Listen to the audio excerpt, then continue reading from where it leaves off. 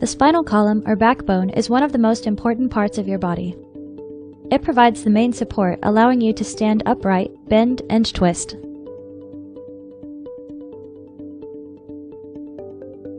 "33 individual bones interlock with each other to form the spinal column. The vertebrae are numbered and divided into regions. C1 through C7 cervical vertebrae form your neck, support your head and neck, and allow you to nod and shake your head. T1 through T12 thoracic, that's the 12 vertebrae that are joined by ribs to form your rib cage. L1 through L5 lumbar, your 5 sturdy lumbar vertebrae carry most of the weight of your upper body and provide a stable center of gravity when you move. 5 vertebrae of the sacrum and 4 of the coccyx are fused. It makes up the back wall of your pelvis.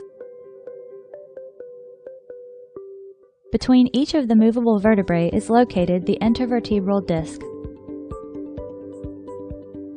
Intervertebral discs consist of a thick outer layer with a crisscrossing fibrous structure, annulus, that surrounds the soft, gel-like center, the nucleus. Discs function like shock-absorbing springs. The annulus pulls the vertebral bodies together against the elastic resistance of the gel-filled nucleus. When you bend, the nucleus acts like a ball bearing, allowing the vertebral bodies to roll over the incompressible gel. Each disc works in concert with 2 facet joints, forming a spinal motion segment. The biomechanical function of each pair of facet joints is to guide and limit the movement of the spinal motion segment.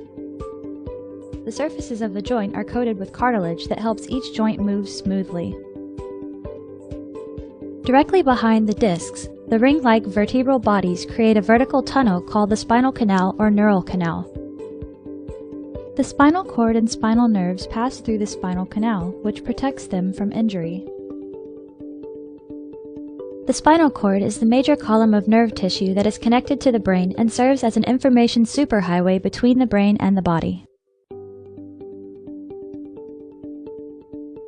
The nerves in your spinal cord branch off to form pairs of nerve roots that travel through the small openings between your vertebrae, intervertebral foramens. This is the condition of a normal lumbar intervertebral disc. As a disc degenerates and breaks down, the inner core can leak out through the outer portion of the disc. This condition is known as a disc herniation, which puts direct pressure on the nerve. Lumbar herniated disc symptoms include low back pain, legs and buttock pain, leg numbness, and tingling. Endoscopic lumbar discectomy is a minimally invasive procedure for treating lumbar herniated disc. First, a thin guide wire is placed under X-ray control down to the involved level of the spine. A tapered dilator is inserted over the guide wire. A small tube is inserted over the dilator to create a portal to the herniated disc. The endoscope is placed through the tube and the discectomy is performed.